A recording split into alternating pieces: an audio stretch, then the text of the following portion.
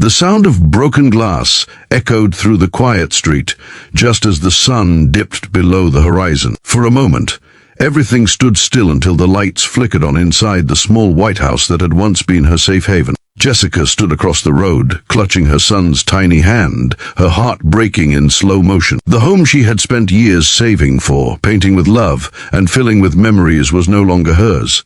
Strangers had taken it. They had broken in, changed the locks, and declared it theirs. And just like that, everything she had built, the security, the stability, the peace, was gone in a single cruel act. If you believe that kindness, courage, and standing up for what's right still matter in this world, please take a moment to like, comment, share, and subscribe. Stories like this remind us that even when life takes everything away, there are still people out there who will fight for what's right. Jessica had been through storms before, but this one felt different. 2 years ago, her husband had passed away in a tragic accident, leaving her alone with a 5-year-old boy and a mountain of debt. To survive, she worked double shifts at a local diner, took online classes at night, and saved every penny. The house wasn't just a building to her, it was proof that she could make it on her own, that love and perseverance could still build something out of loss. It was where she hung her son's drawings on the fridge, where laughter echoed on lazy Sundays,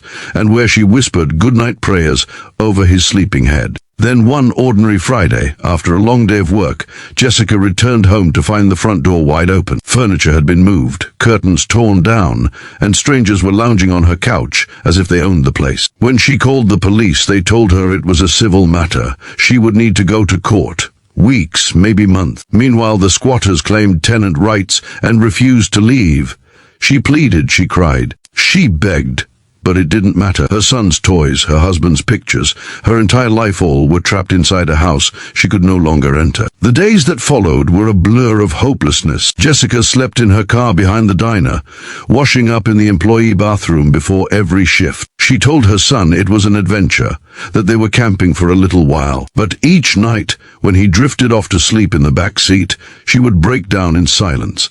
The system had failed her. The world had gone cold.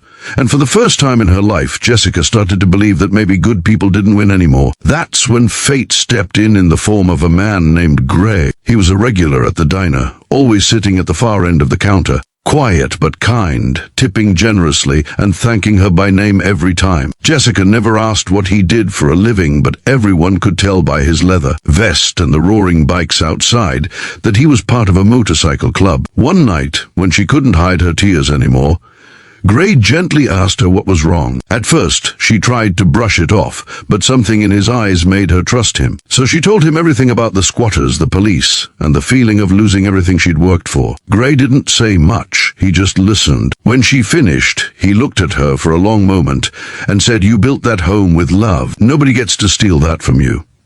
The next morning, Jessica thought the conversation was over, just a kind stranger's sympathy. But she was wrong, because that night, the sound of thunder filled the neighborhood, not from the sky, but from the ground. 300 motorcycles rolled down the street like an army of steel and compassion. The neighbors peeked through their curtains as rows upon rows of bikers filled the road in front of Jessica's house. At their head was Gray, his eyes steady, his face calm.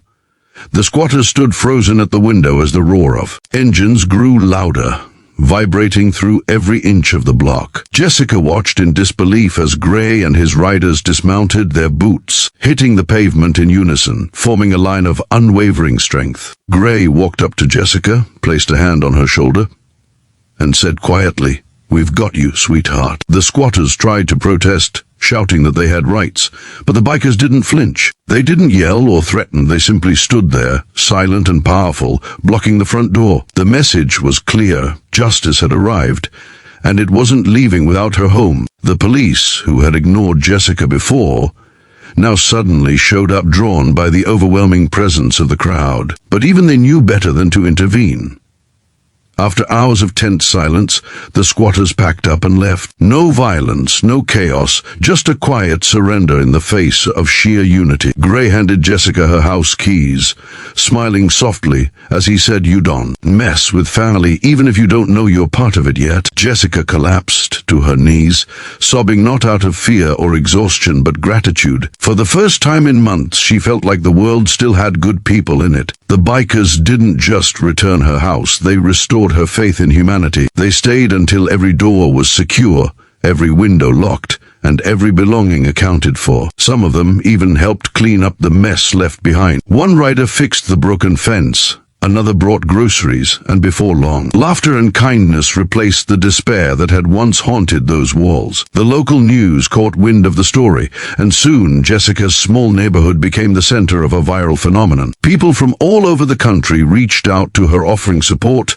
donations, and words of love. But Jessica refused the money. "I already got what I needed," she told them. "I got my home back, and I got proof that there's still hope in this world." What most people didn't know was that those bikers weren't just some random club. They were veterans, fathers, mothers, and volunteers who had dedicated their lives to helping those in need. They called themselves the Guardians, and their motto was simple: "We ride for those who can't stand alone." When Gray told her story to the group, they didn't hesitate. Within hours, word had spread across chapters, and riders from nearby states joined in. What Jessica thought was an impossible dream had become a reality because strangers chose to care. Over the next few weeks, Jessica rebuilt not just her house, but her spirit. Every weekend, the bikers came by to check in, share coffee, and play with her son. The little boy adored them, especially Gray, who had a gentle heart beneath his rugged exterior. He taught the boy how to fix a flat tire and promised to take him on his first motorcycle ride when he turned 10. For Jessica, their friendship became the family she never knew she needed. One quiet evening, as the sun painted the sky in gold and orange, Jessica stood on her porch watching her son chase butterflies in the yard. The garden was blooming again, and for the first time in a long while, laughter filled the air. She looked down the street, where the distant hum of motorcycles echoed like a promise, a reminder that kindness still roamed this world on two wheels and a heartbeat. But she never forgot the dark nights that led her here.